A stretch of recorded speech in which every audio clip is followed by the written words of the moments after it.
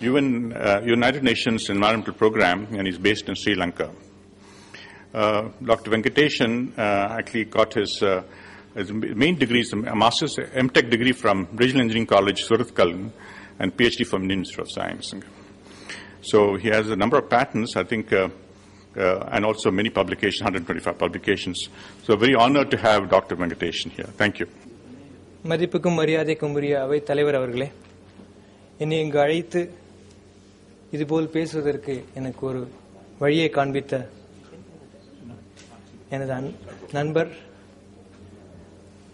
முனைவர் அண்ணாதுரை அவர்களே, கண்ணன் அவர்களே, மற்றும் இங்கிருக்கும் சான்றோர்களே, நான் இங்கு பேச இருப்பது தெற்காசிய கடல் எல்லைகளின் பருவநிலை மாறுதல்கள் கொண்டு வரும் சவால்கள் என்பதை பற்றி. இதை சொல்வதற்கு முன் என்னை பற்றி சிறிது சொல்ல நான் கடமைப்பட்டிருக்கிறேன். நாம் எல்லோரும் நினைத்துக் கொள்வதில் என்றால் நம்மை பற்றி பேசுவது தன்னடக்கம் அல்ல என்று முனைவர் அண்ணாதுரை என்னிடம் சொன்னார். நம்மை பற்றி சொன்னால்தான் நாம் எந்த வழியில் வந்தோம் என்று அடுத்தவருக்கு தெரியும். குறிப்பாக மாணவ சமுதாயத்துக்கு நாம் தெரியப்படுத்த கடமைப்பட்டிருக்கிறோம் என்றார். அதற்காக நானே என்னை பின்னோக்கி பார்த்தேன், எவ்வாறு இருந்தேன், இன்று எப்படி வந்திருக்கிறேன் என்று. முக்கியமாக நான் வளர்ந்தது குக்கிராமம் என்று சொல்வார்களே, அதற்கும் கீழே ஒரு கிராமத்தில், காரைக்குடி அருகில். 11வது வரை ஆங்கிலம் சிறிய வார்த்தைகளே எனக்கு தெரியும். நம்ம எல்லோருக்கும் முக்கியமாக நான் வளர்ந்த பிறகு நான் பார்ப்பது என்னவென்றால், தமிழ்நாட்டிலிருந்து வருபவர்கள் ரிட்டன் டெஸ்ட் எழுதுற எக்ஸாம்ல 99, 100 கூட எடுப்பாங்க. இன்டர்வியூல பேசும்போது தடங்குறாங்க. அதுக்கு முக்கிய காரணம் நமக்கு நாமே பண்ணிக்கிற தாழ்வு உணர்ச்சி, இன்ஃபீரியாரிட்டி காம்ப்ளெக்ஸ். இதிலே வளர்ந்த நான் 8வது 11வது வயதில் 11வது வகுப்பில் மாவட்டத்தில் அது கிராமத்திற்கு என்ற ஒரு விதமான பயிற்சியில் நான் முதலாவதாக வந்தேன். இன்று கடந்த 28 வருடங்களாக கடல் துறையில் நான் வேலை பார்க்கும் சமயத்தில் 30 நாடுகளுக்கு 100-120 தடவைகள் செல்வதற்கான வாய்ப்புகள் எனக்கு கிடைத்தது. ஐநா சபை கூட்டத்தில் கலந்து கொள்வதற்கான வாய்ப்பும் கிடைத்தது. இது IAS படித்தவர்களோ மாண்புமிகு அமைச்சர்களோ போகக்கூடிய அவர்கள் தான் போக முடியும். நான் இந்த 5 நாட்டுக்கு பிரதிநிதி சார்பாக அங்கு நான் கலந்து கொண்டு பேசுவதற்கு வாய்ப்பு கிடைத்தது. பல நாட்கள் கடலில் ஆராய்ச்சி செய்திருக்கிறேன். பிறந்து வளர்ந்ததோ கல்லல் என்ற கிராமத்தில், கடலை பார்த்தது கிடையாது. பிற்பாடு என் வாழ்க்கை 45 நாள் கடலிலே இருப்பேன். இது மாதிரி கஷ்டங்கள் பயிற்சி எடுத்து இதற்கு தமிழ்நாடு அரசு விஞ்ஞானி என்ற ஒரு சிறு அவார்டும் விருதும் எனக்கு கிடைத்தது. இதுபோல் பல விருதுகள் கிடைத்தது. கடலை பற்றி நான் சொல்வதற்கு முன் இங்கு என்னுடைய பார்சாதி அவர்கள் சொன்னது போல நானும் திருக்குறளை ஓமானப்படுத்துகிறேன். கடலோட கால்வல் நெடுந்தேர், கடலோடும் நாவாய் மூடா நிலத்து, பயன் தூக்கார் செய்த உதவி நயன் தூக்கி நன்மை கடலின் பெருது. கடலை எதுவெல்லாம் பெரிதாக இருக்கிறதோ திருவள்ளுவர் கடலிடம் ஒப்பிட்டிருக்கிறார். பருவநிலை மாற்றத்தை பற்றி நாம் இன்று நிறைய பார்க்கிறோம், கேட்கிறோம், ஊடகங்கள் படிக்கிறோம். 21ஆம் நூற்றாண்டில் தீர்மானிக்கப்பட வேண்டிய விஷயங்களில் பருவநிலை அச்சுறுத்தல் என்றே சொல்லலாம்.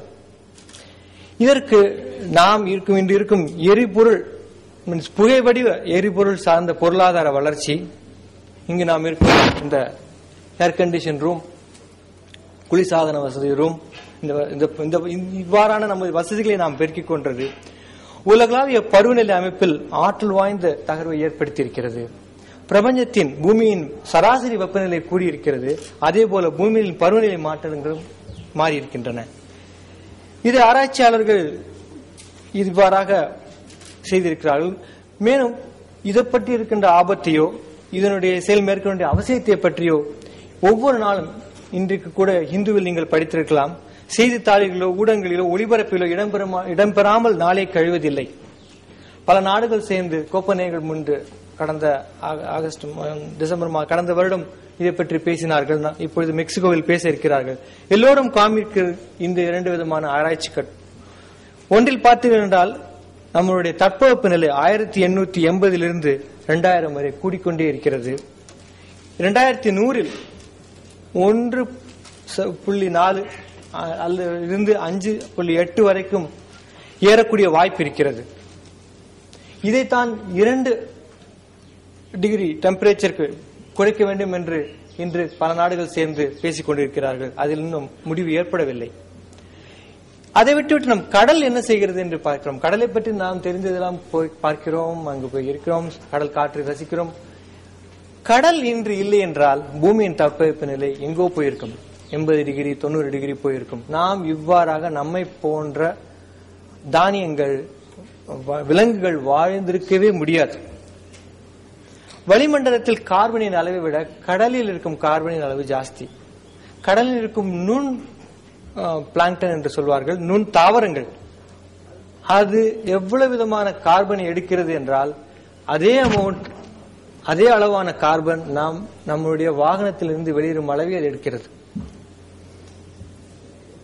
கடல் நீரோட்டத்தை பற்றி பார்க்கும்போது இந்த படம் உங்களை நன்றாக விளக்கிறது. கடலுக்கு அடியில் இருக்கும் குளிர்ந்த நீரை கடலுக்கு மேல் கொண்டு வருகிறது. நாங்கள் இங்கிலீஷில் அப்பெல்லிங் என்று சொல்வோம். இந்த கடல் நீரோட்டம் பூமியில் வெவ்வேறு இடங்களில் நடந்து கொண்டே இருக்கிறது. நீங்கள் பெருநாட்டில் பார்த்தீர்கள் என்றால் அங்கு மீன்பிடிப்பு உலகத்திலே அதிகம். அதற்கு காரணம் இவ்வாறான நீரோட்ட நிலை. எல்னினோ என்று சொல்வார்கள், நீங்கள் எல்லாம் படித்திருப்பீர்கள். எல்லாவற்றிற்கும் இந்த நீரோட்டம் முக்கிய காரணம். இந்த நீரோட்டம் இல்லை என்றாலும் பாதிப்பு ஏற்பட்டிருக்கும். நீலக்கோள், ப்ளூ பிளானட், கடல்,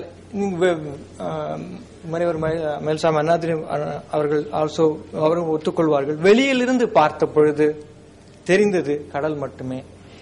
நாம் இருக்கும் இந்த பூமியை ஓஷனஸ், கடல் சம்பந்தப்பட்ட கிரகம் என்று சொல்வதே சரியானது. கடல் மட்டத்தின் உயர்வு ஏற்பட வாய்ப்பு, பிரளயம் பற்றி நாம் படித்திருக்கிறோம். பார்சாதி அவர்கள் அவருக்கு முன்பு சொல்லியிருக்கிறார்கள். கடல் மட்டம் 1880 2000 வரை இவ்வாறாக 20 சென்டிமீட்டர் உயர்ந்திருக்கிறது.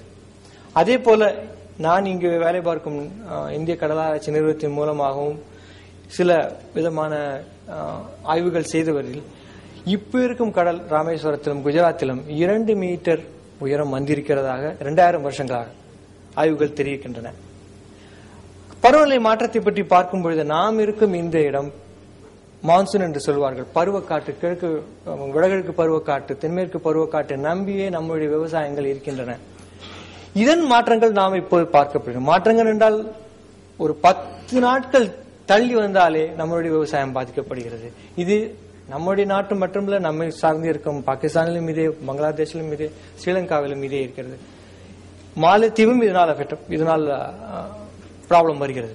கடலோர அரிமானங்கள் ஏற்படலாம், கடலோரங்களில் இருக்கும் நீர்வளங்கள் பாதிக்கப்படலாம், கடல் நீர் உள்ளே வருவதற்கான வாய்ப்புகள் இருக்கின்றன, நோய்கள் அதிகரிக்கலாம், கடலில் மேல்மட்ட வெப்பநிலையும் மாறலாம். அதைவிட கடலினுடைய பிஹெச், கடலுடைய அமிலத்தன்மையை மாறுவதற்கான வாய்ப்புகள் இருக்கின்றன. சில இடங்களில் ஆய்வுகள் இதை தெரிவிக்கின்றன.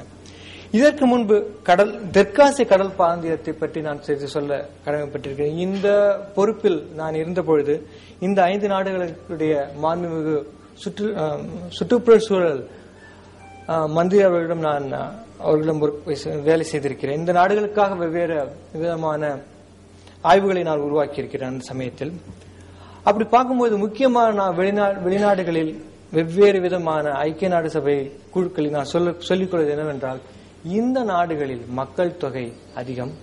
உலகத்தில் இருக்கும் 5ல் 1 பகுதி மக்கள் இங்கு இருக்கிறார்கள். அவர்களுக்கு கிடைக்கக்கூடிய தண்ணீரின் அளவு ஒன்லி 2 விழுக்காடுகளே. இங்கு கடலையும் கடல் சார்ந்து 100 கிலோமீட்டர்